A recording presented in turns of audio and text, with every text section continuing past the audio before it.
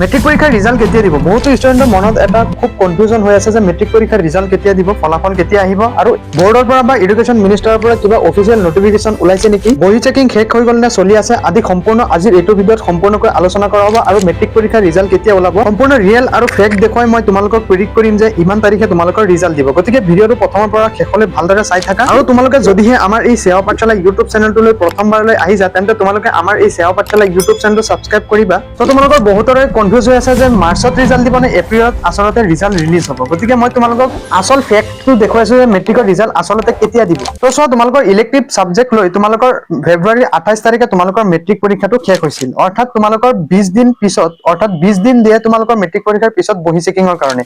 যদি ইফালে 20 দিন যদি দিয়ে, সিফালে মাৰ্চৰ 20 তাৰিখলৈকে তোমালোকৰ কপি চেকিং চলি থাকিব। অৰ্থাৎ তোমালোকৰ এই সময়খিনিত 20 দিন তোমালোকৰ কপি চেকিং কৰাৰ পিছতহে তোমালোকৰ কি কৰিব, এৰেঞ্জমেণ্ট কৰিব। আৰু এৰেঞ্জমেণ্ট কৰাৰ পিছত ফাইনেলি কি কৰিব, শিক্ষামন্ত্ৰীয়ে তোমালোকৰ টুইট কৰিব আৰু পিছদিনা তোমালোকৰ মেট্ৰিকৰ ৰিজাল্ট ৰিলিজ হ'ব। আৰু চোৱা, তোমালোকৰ এটা ফেক্ট যে বহি চেকিঙৰ পিছত এৰেঞ্জমেণ্টৰ কাৰণে এটা মেক্সিমাম এটা 10 দিনৰ সময় লাগে। গতিকে মাৰ্চ মাহত তোমালোকে ৰিজাল্ট নোপোৱাটো 100% তোমালোকৰ চিউৰ হৈ গৈছে। এতিয়া আমি কি কৰিম, এপ্ৰিল মাহত টাৰ্গেট ধৰিম যে এপ্ৰিল মাহত আচলতে কেতিয়া তোমালোকৰ ৰিজাল্টটো দিব ভালদৰে চোৱা এপ্ৰিল মাহৰ 10 তাৰিখত তোমালোকৰ আমাৰ আছে অসমত ভোট, অৰ্থাৎ বিধানসভাৰ যিটো ভোট আছে সেই ভোটটো 10 তাৰিখ হ'ব। গতিকে 10 তাৰিখৰ ভোটৰ কাৰণে যি কেইজন তোমাৰ কৰ্মচাৰী আছে বা অফিচাৰ মানুহ, তেওঁলোক কি কৰিব, কামত ব্যস্ত থাকিব ভোটৰ। গতিকে এই ইফালে এপ্ৰিলৰ 10 তাৰিখ আৰু ইফালে 11 তাৰিখ আৰু আগফালে তোমালোকে 6, 7, 8, 9 এইকেইদিন তোমালোকে ধৰিব পাৰা যে এইকেইদিনত কি নকৰে, ৰিজাল্ট কেতিয়াও ৰিলিজ নকৰে। কাৰণ ভোটৰ কাৰণে যি কেইজন অফিচাৰ আছে সেই গোটেই কেইজন অফিচাৰে কি কৰিব, ভোটৰ কাম কাজত ব্যস্ত থাকিব আৰু তেওঁলোকে ইফালে ৰিজাল্ট দিবলৈ সময় নাপাব বা এৰেঞ্জমেণ্ট কৰাৰ যিখিনি হেৰি আছে সেইখিনি এৰেঞ্জমেণ্ট নহ'ব। গতিকে কি কৰিব, তেওঁলোকে বেছিভাগ অফিচাৰে কি কৰিব, ভোটৰ কামত লাগি থাকিব। আৰু যদি আমি ইফালে চাওঁ যে 14, 15 আৰু 16, তোমালোকে জানাই এই 14, 15, 16 তাৰিখে কি আছে, অসমত বিহু আছে, অৰ্থাৎ অসমীয়া নৱবৰ্ষ উদযাপন কৰা হ'ব। গতিকে এই সময়খিনিত ৰিজাল্ট কেনেকে দিব, কাৰণ বিহু আছে। গতিকে ইফালে 14, 15, 16 আৰু সিফালে ভোটৰ কাৰণে 6, 7, 8, 9, 10 আৰু 11 এই সময়খিনিত কেতিয়াও তোমালোকে ৰিজাল্ট প্ৰেডিক্ট কৰিব নোৱাৰা যে এই সময়খিনিত তোমালোকৰ ৰিজাল্ট দিব। আৰু সিফালে চোৱা যে এপ্ৰিলৰ 5 তাৰিখে তোমালোকৰ আছে ছানডে, অৰ্থাৎ দেওবাৰ। গতিকে দেওবাৰে ৰিজাল্ট দিয়াৰ কোনো যুক্তিয়েই নাই। আৰু সিফালে 3 তাৰিখে আছে যে গুড ফ্ৰাইডে, অৰ্থাৎ গুড ফ্ৰাইডেৰ দিনাটো ডাইৰেক্ট বন্ধ হয়। গতিকে ইফালে 3, 5 আৰু সিফালে 6, 7, 8, 9 ইফালে 10, 11 আৰু ইফালে 14, 15, 16 এইকেইদিনত তোমালোকৰ ৰিজাল্ট তোমালোকে প্ৰেডিক্ট কৰিব নোৱাৰাই।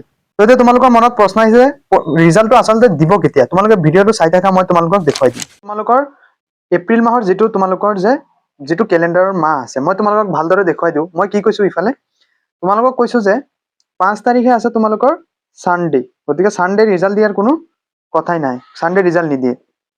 আৰু ইফালে তোমালোকৰ 3 তাৰিখ আছে কি, যে গুড ফ্ৰাইডে, অৰ্থাৎ 3 তাৰিখেও বন্ধ আৰু ইফালে 5 তাৰিখেও বন্ধ হৈ গ'ল। ঠিক আছে, তাৰপিছত তোমালোকক মই কি কৈছো যে ইফালে 10 তাৰিখে আছে আমাৰ অসমত ভোট, অৰ্থাৎ বিধানসভাৰ যিটো ভোট আছে সেইটো 15 মাৰ্চত অধিসূচনা জাৰি কৰিবই আৰু 10 তাৰিখে কি আছে, ভোট আছে। তাৰপিছত ইফালে চোৱা, ইফালে মই কি কৈছো তোমাক যে 6, 7, 8, 9 6, 7, 8, 9 এইকেইদিনত কি কৰিব, অফিচাৰসকলে ভোটৰ কামত কি কৰিব, ব্যস্ত থাকিব তেওঁলোক।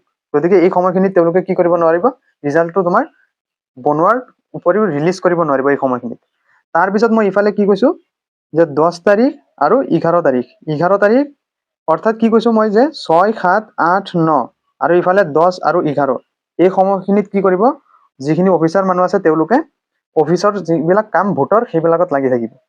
আৰু ইফালে মই আৰু এটা দেখুৱাইছো, চোৱা ইফালে কি কৈছো যে 14, 15 আৰু 16 14, 15 আৰু 16 তাৰিখে কি আছে অসমত, যে ৰঙালী বিহু আছে। গতিকে 14, 15, 16 কেতিয়াও ৰিজাল্ট নিদিয়ে। গতিকে এপ্ৰিল মাহৰ কি হ'ল, যে ইফালে হৈ গ'ল 5, 3 কেনচেল হৈ গ'ল, অৰ্থাৎ এই ডেটখিনিত কেতিয়াও ৰিজাল্ট প্ৰেডিক্ট কৰিব নোৱাৰা। 3, 5 আৰু ইফালে 6, 7, 8, 9 আৰু ইফালে কিমান, 10 তাৰিখেতো ভোটেই আৰু 11। ঠিক আছে, আৰু ইফালে কি চোৱা, ইফালে 14, 15, 16 কি আছে, বিহু আছে। গতিকে তেওঁলোকে অফিচাৰসকলে বিভিন্ন ভোটৰ কামত লগাৰ উপৰিও পিছত আকৌ তেওঁলোকে মানে বিহু খাব যাব ন, সকলোৰে কাৰণ ফেমিলি থাকে। গতিকে তেওঁলোকে ইমান প্ৰেছাৰ লৈ আকৌ মাজতে ৰিজাল্ট দি আকৌ তেওঁলোকে বিহু উদযাপন কৰাটো একদম অসম্ভৱৰ কথা হৈ যাব। গতিকে এই সময়খিনিত তেওঁলোকে কি কৰিব, ধুনীয়াকে ভোট বা ইমান হেৰিখিনি লৈ তেওঁলোকে কি কৰিব, বিহু উদযাপন কৰিব। এতিয়া তোমালোকে কবা যে ছাৰ ৰিজাল্ট তেতিয়াহ'লে কেতিয়া দিব, তোমালোকে প্ৰেডিক্ট কৰিব পাৰা তোমালোকৰ মেট্ৰিকৰ ৰিজাল্টটো হয় 1 তাৰিখে দিব, নহয় 2 তাৰিখে দিব, নহয় 4 তাৰিখে দিব। কিন্তু এপ্ৰিল মাহৰ কেতিয়াও ছেকেণ্ড উইকত দিব নোৱাৰে, কাৰণ অসম্ভৱ। মই তোমালোকক দেখুৱাইছো বস্তুখিনি।